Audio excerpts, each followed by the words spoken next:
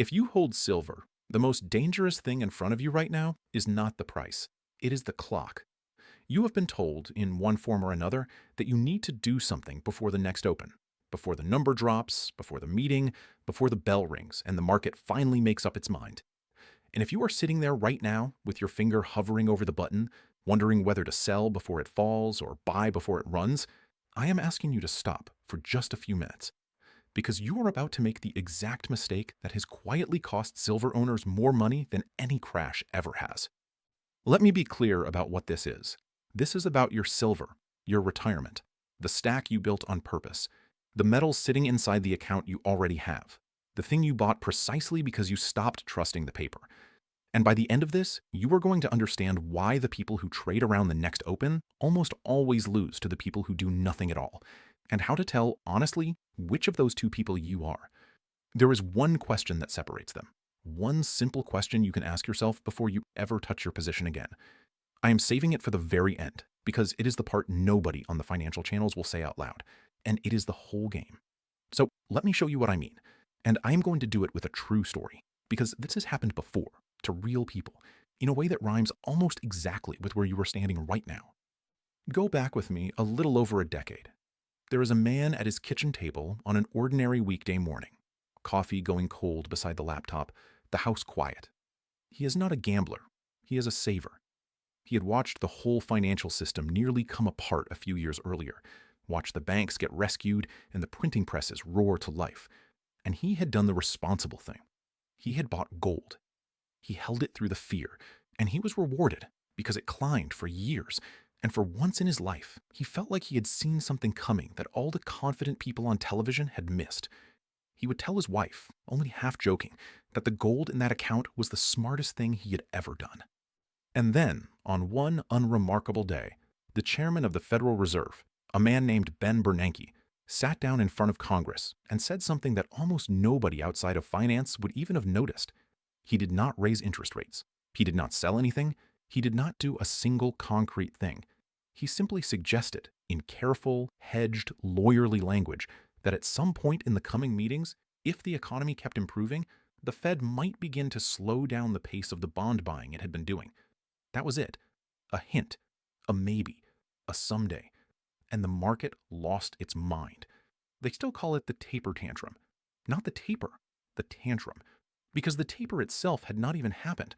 The mere suggestion that the easy money might one day gradually become a little less easy was enough to send a shock through everything. Bond yields jumped, and gold, which had already been wobbling and grinding lower off its highs, began to slide in earnest, one ugly day after another. Now watch the man at the table, because this is the part one needs you to feel, since it is about to be you. He sees the slide. He reads that the Fed is turning. He hears every voice on every channel explaining with total confidence that the party is over, that gold only ever worked because of the free money, and now the free money is ending. So get out. Get out before the next leg down. Get out before the open. And he starts to feel it in his chest, that awful pressure, the sense that sitting still while the number drops is the same as doing nothing while his house burns. So he does the thing that feels responsible, the thing that feels like taking control. He sells. He tells himself he is being disciplined. He's protecting what he has left. He closes the laptop, and he actually feels relief for about a day. That year, gold finished down roughly 28%, its worst year in more than 3 decades. And for a little while, he feels like a genius.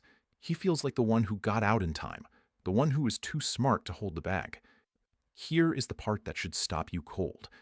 The taper he was so terrified of, the event he sold everything to get in front of, when it finally arrived months later, was a non-event. The Fed did begin to slow its buying, right on schedule, exactly as it had hinted, and gold barely flinched, because all the fear had already been wrung out of the price long before the thing actually happened. The market had spent every last drop of its panic on the hint. By the time the real event showed up, there was nothing left to sell. The disaster he braced for turned out to be already over by the time it occurred. Do you see what happened to him? He did not get whipsawed by an event. He got whipsawed by the anticipation of an event. He sold a rumor, and the rumor came true, and it did not even matter. And he was left standing on the sidelines holding cash, staring at a loss he never actually had to take, watching the thing he understood better than anyone slowly climb back without him. That is the whole trap, and it has a mechanism underneath it, even if nobody explains it to you kindly. Metals do not trade on what happens. They trade on what everyone expects to happen. They price the hint, not the event. By the time the meeting arrives, by the time the number prints, by the time the bell rings on the open you have been staring at for days, the move you are bracing for has usually already come and gone, or it never comes at all, because everybody already positioned for it in advance. The people who trade around the open are always one step behind the anticipation. They are pulling on their boots to fight a war that ended before they got to the field.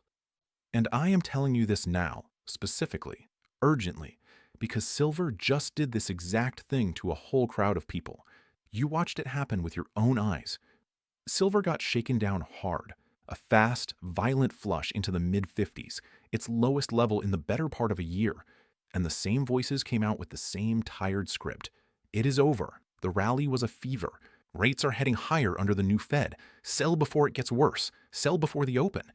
And a lot of people who had held silver for years, people who were right about the deficit and right about the debasement and right about all of it, did the responsible feeling thing. They sold the flush. They let the drop convince them. And then silver snapped right back towards 60, almost as fast as it had fallen. The bounce rewarded the people who did nothing. It punished the people who reacted. Same trap, brand new decade. The ones who traded around the shakeout handed their metal to the ones who sat perfectly still at the worst possible price, and they told themselves they were being disciplined the entire time they did it. And this is exactly the moment I want to pause, because this is the part that actually touches your money. Think hard about what really happened to that man at the table. He was right. He was right about the whole thesis, and it did not deceive him, because he mistimed a single stretch of weeks and let a headline pry his hands off the thing he had spent a decade building. If you are sitting on $100,000 or more in a retirement account, a 401k, an IRA, anything like that, this is precisely the kind of environment where one panicked decision can quietly undo years of being right. That is exactly why I put together a free retirement protection guide. It walks through, in plain English, how retirees are protecting their savings in a market that whips around like this one, including how some are moving a portion of what they have into physical gold and silver without triggering taxes or penalties held inside the account they already own. Metal they actually hold, not a paper claim they have to trade in and out of. If you are watching this on your TV, just scan the QR code on your screen. If you are on your phone or your computer, go to jeffreedguide.com. And if you go through it and want to talk it over, there is a free, no-obligation, one-on-one educational session for folks with $100,000 or more in any retirement account. No pressure, nothing to buy, just answers. Okay, now let me show you why this trap is built specifically for you and who profits every single time you fall into it. Ask yourself a simple question. Who actually benefits when you trade around every open? It is not you. Every time you sell and buy back, somebody takes a spread. Every time you flinch, a desk on the other side of that trade gets a slightly better price at your expense. The entire machine of financial media, the countdown clocks in the corner of the screen, the what you need to know before the bell, the breathless coverage of a meeting that will be completely forgotten in a week, none of that exists to help you hold. It exists to make you act. Because your calm is worthless to them, and your churn is their whole business. A man who buys silver and forgets about it for 10 years is a terrible customer. A man who trades it every time a Fed governor clears his throat is a gold mine, and not the kind you want to be sitting on. And they are frighteningly good at it, because they are working with the oldest wiring in your brain. When you see something you own start to fall, every instinct you have screams at you to make it stop, do something, anything. Sitting still feels like negligence. It feels like weakness, like you are frozen while the danger closes in. But in this market, sitting still is the entire skill, and reacting is the disease. And the whole apparatus around you is engineered to convince you that the disease is actually the cure. They dress up a distraction as a deadline, and they do it so well that grown, careful, intelligent people sell the bottom and thank them for the warning. Now, none of this means silver is going up. Let me be very careful here, because I am not in the business of telling you a bedtime story. I want you to hold for the right reasons, not because some man on the internet promised you a moonshot. Here is the honest setup, laid out the way the people who study this for a living lay it out. Silver has run a structural deficit for 6 straight years now, the world using more of it than it mines, year after year after year, covering the gap by draining hundreds of millions of ounces out of above-ground stockpiles. And unlike gold, which gets hoarded and mostly still exists somewhere, an enormous share of silver gets consumed and destroyed, burned into solar panels and circuit boards and electronics in flex far too thin to ever economically recover. Gold is hoarded. Silver is used up and gone. On top of that, China has been draining physical silver at a record pace, its imports surging, its domestic price at one point running at a steep premium to the rest of the world, which is simply the market's way of telling you the metal is being physically pulled east faster than it can be replaced. And the gold to silver ratio, the number of ounces of silver it takes to buy a single ounce of gold, pushed up into the 70s during the shakeout and has been easing back down as silver led on the bounce, which the bulls read as silver being deeply, structurally cheap relative to gold. Put all of that together, and a growing number of serious analysts will make the case that silver belongs far higher than where it trades today. Some point at that ratio and argue that if it simply compressed back toward levels it has actually visited before, and gold merely held its ground near where it is now, the arithmetic alone would put silver in the low hundreds. The boldest voices out there go much, much further than that, into numbers I would treat with real skepticism, because the bigger the target gets, the more it leans on assumptions stacked on top of assumptions. I am not here to hand you any of those figures as a prediction. I am telling you they exist, and that the underlying setup, the deficit, the draw, the ratio, is genuinely real, so that you understand why the metal already in your hands is worth holding on to. But here is the part that actually changes everything, and it is the part almost nobody ever connects for you. None of it tells you what silver does before the next open. Not one bit of it. The deficit does not care about the meeting. China does not stop pulling metal because a number is about to print on a screen. The ratio does not compress on a schedule you can circle on a calendar and trade. All of that is the trend. The open is the weather, and you cannot trade the weather. Nobody can. The man at the kitchen table was completely right about the trend, and he still lost because he tried to trade the weather, and the weather is designed from top to bottom to soak you.